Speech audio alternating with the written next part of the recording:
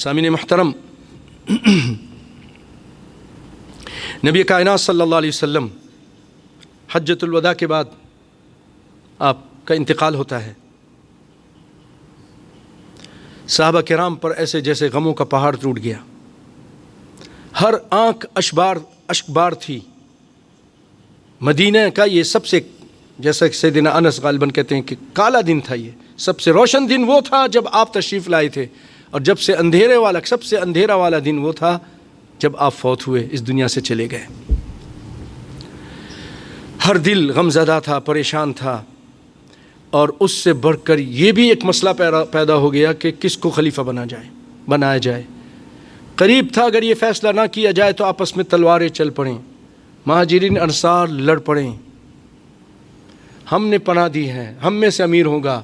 مہاجر کہہ رہے نہیں، نبی قریشی تھا، ہم سے ہوگا، کیا کیا جائے؟ بہت نازک مرحلہ تھا۔ اس موقع پہ سیدنا ابو عبیدہ بن جراح نے بہت اعلیٰ و عمدہ کردار ادا کیا۔ آپ نے مہاجرین کو بھی سمجھایا، انصار کو بھی سمجھایا، اور آپ نے فرمایا انصار کو، یا معشر الانصار، بڑی پیاری بڑی حکیمانہ باتیں کرتے تھے، مسئلے کو سلجھا دیتے تھے۔ اللہ نے بہت حکمت عطا کی تھی، دانائی عطا کی تھی۔ اللہ تعالیٰ سے دعا کہ اللہ تعالیٰ ہمیں بھی حکمت و دانائی عطا فرمائے، آمین۔ فرمایا یا معشر الانصار انکم اول من نصر وآزر فلا تکونوا اول من غیر وبدل۔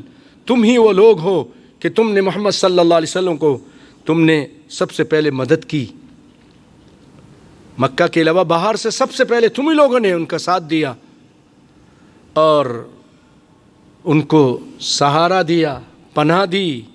فلا تکونوا اول من غیر وبدل، تو پھر ایسا نہ ہو جائے کہ تم ہی سب سے پہلے دین کو بدلنے والے اور خود بھی بدل جانے والے، تم نہ ایسا بننا، تم ایسی کوئی حرکت نہ کرنا۔ ادھر ابو بکر رضی اللہ تعالیٰ عنہ پریشان،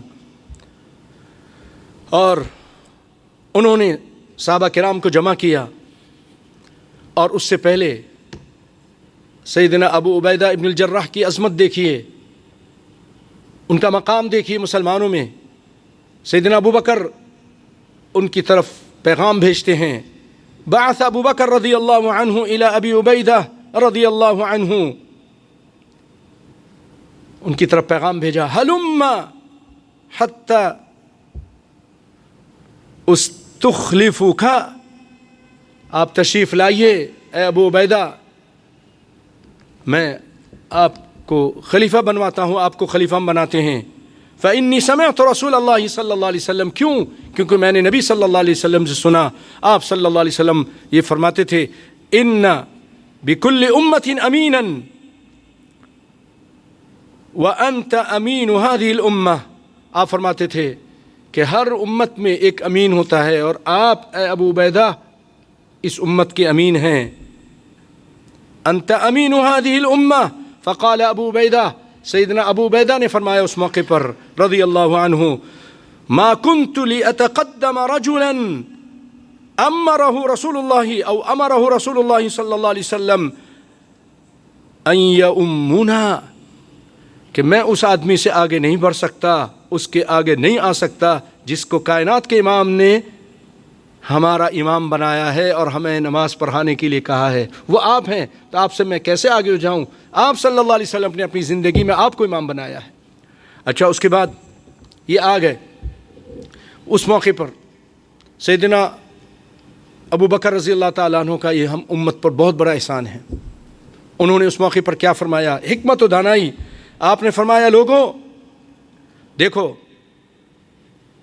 یہ عمر موجود ہے رضی اللہ تعالیٰ عنہ، عمر بن خطاب، جن کے متعلق رسول اللہ صلی اللہ علیہ وسلم نے فرمایا کہ عمر کے مسلمان ہونے سے اللہ تعالیٰ نے دین کو غلبہ عطا کیا، اور آپ صلی اللہ علیہ وسلم ان کے لیے دعا بھی کی تھی کہ اللہ اسلام کو عزت دے ان دو آدمیوں میں سے کسی ایک سے۔ اور یہ ابو عبیدہ ابن الجراح بھی موجود ہیں، جن کے متعلق آپ صلی اللہ علیہ وسلم نے فرمایا ہر امت کا ایک امین ہوتا ہے، میری امت کا امین ابو عبیدہ ابن الجراح ہیں۔ اس موقع پر سیدنا ابو بکر نے ان دونوں کا نام لینے کے بعد، یہ ان کی قص نفسی بھی تھی، تواضع بھی تھا، آپ نے فرمایا اے لوگو ان دونوں میں سے کسی ایک کو اپنا خلیفہ بنا لو،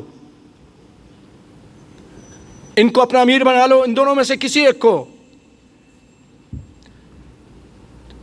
تو یہ ان کا یہ کہنا تھا، ادھر سے سیدنا عمر اٹھے، ابو عبیدہ اٹھے کہ آپ ہمیں کہتے ہو آپ امیر ہو، اور ان کے ہاتھ میں بیعت شروع کر دی کہ آپ ہاتھ بڑھائیے ہم بیعت کرتے ہیں۔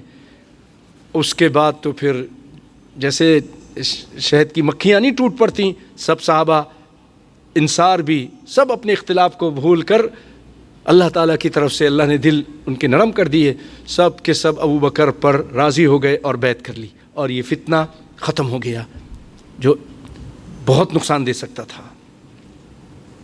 اللہ